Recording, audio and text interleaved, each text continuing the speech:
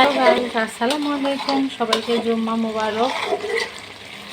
সবাই কেমন আছেন? আমরা আলহামদুলিল্লাহ আপনাদের দোয়ায় আল্লাহর অশেষ রহমতে অনেক ভালো আছি। তো আজকে কিনা শুক্রবার, তার জন্য কিছু স্পেশাল। তো মানুষের ঘরে ঘরে হয় গরুর গোস্ত, আমার বাসায় হচ্ছে হাঁসের গোস্ত। আমার প্রায় 6 মাস থেকে অনেক বেশি খাইতে ইচ্ছে করছিল, কিন্তু কিনেছিলাম না। কেনা হয়েছিল না, আসলে রিজিকের মালিক তো আল্লাহ, তাই না? আল্লাহ যখন রিজিকে দিয়ে রেখেছে তখনই হবে। তো এই যে এখানে হাঁসটা কষায় নিচ্ছি। জানেন, এতখানিটা হাঁস হয়েছে, আরও এতখানিটা ফ্রিজে তুলে রাখতে হয়েছে আমাকে, কারণ অত তো লাগবে না, সেভাবে অত। তো কালারটা দেখুন, জাস্ট অসাধারণ আসছে। ও, তুলে রেখেছি তার কারণটা হচ্ছে যে হাঁসটা অনেক বড়, যার জন্য হাঁসটা তুলে রাখতে হয়েছে আপনি, যে আর এক সপ্তাহে হবে, নাহলে অন্য একটা কোনো দিন করবো। তো এই যে দেখেন আমার হাঁসের গোস্তটা এখন কিন্তু আমি কষাচ্ছি, ঠিক আছে? কষানো হলে পানি দিয়ে দেবো। আর এখানে এই যে গোলমরিচ, তারপরে হচ্ছে দারচিনি আর এলাচ বেটে রেখেছি। এটা যখন গোস্ত হয়ে আসবে তখন ছিটিয়ে দেবো এর উপরে, একটু নেড়ে ছেড়ে বন্ধ করে দেবো চুলা। তো কে কে হাঁসের গোস্ত খেতে ভালোবাসেন? আমি আর আমার বাবা তো অনেক বেশি ভালোবাসি, অনেক বেশি। মানে হাঁসের গোস্ত পাইলে পারে, হাঁসের গোস্ত খাই না, হাড্ডি খাই, পাইলে পারে মনে করেন আর কোনো দিকে তাকাই না। হ্যাঁ, তো আজকে সাদা ভাত, হাঁসের গোস্ত আর একটা নর্মাল সবজি করব।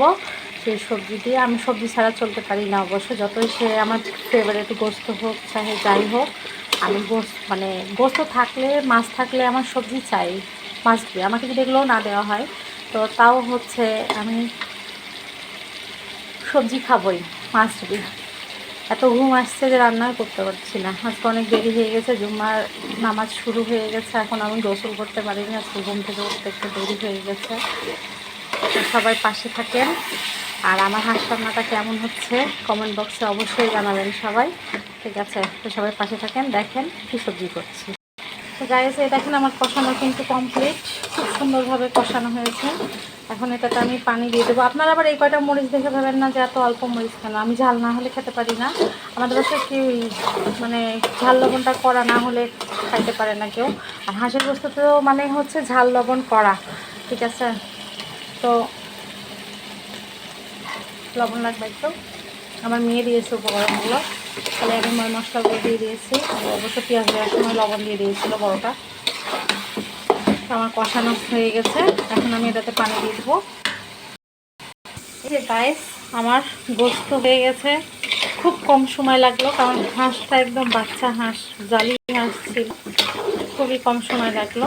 আর একটু ঝোল মরবে, গরম করতে করতে ঝোল মারা যায়। আর এদিকে যে সবজির কথা বললাম না, সবজি তেমন কিছুই করতে পারলাম না। এই যে পটল ভাজি, আমার, আপনার ভাইয়া আর আমার ছেলের খুব পছন্দের একটা খাবার, এটা খুব ভালো লাগে। যদিও আমার বড় মেয়ে আর ছোটো মেয়ে খায় না, কিন্তু আমরা তিনজন খুব খাই এটা। তো এটাতে এখনই হচ্ছে এই মশলাটা দিয়ে দিতে হবে।